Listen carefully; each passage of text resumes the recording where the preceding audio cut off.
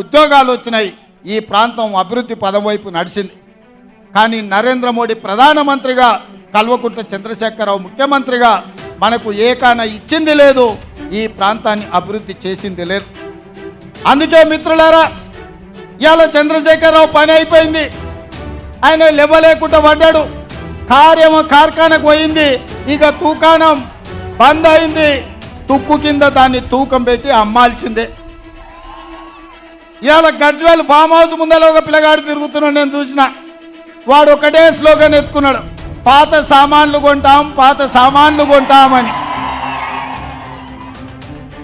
నేను ఎవరినో పంపించి అడిగిన, ఏంద్రవాడు అన్నే తిరుగుతుండంటే, కారు షెడ్డుకు పోయింది కదా, ఖరాబ్ అయింది కదా, ఇక తూకం కింద పాత సామాన్ల కింద ఆ కారు కొనుక్కుంటే ఆ గిల్లలు పయ్యలు పిల్లలు ఆడుకోనికి వనుకొస్తాయని అంటున్నాడు.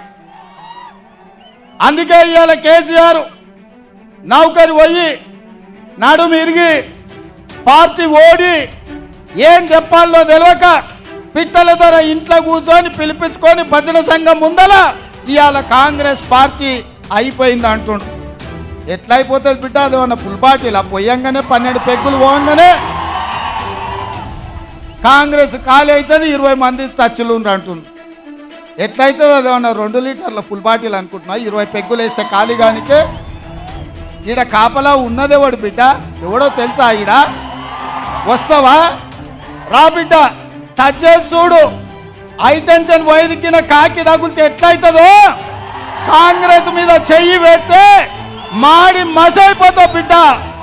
నీ తాతలు ముత్తాతలు గుర్తు రావాలి కాంగ్రెస్ టచ్ చేస్తే. నువ్వు అనుకుంటున్నావేమో నేను జైపాల్ రెడ్డి జానారెడ్డిని కాదు బిడ్డ, మర్యాదగా ఉండనికే బట్టలిప్పదించి రోడ్డు మీద ఉరికి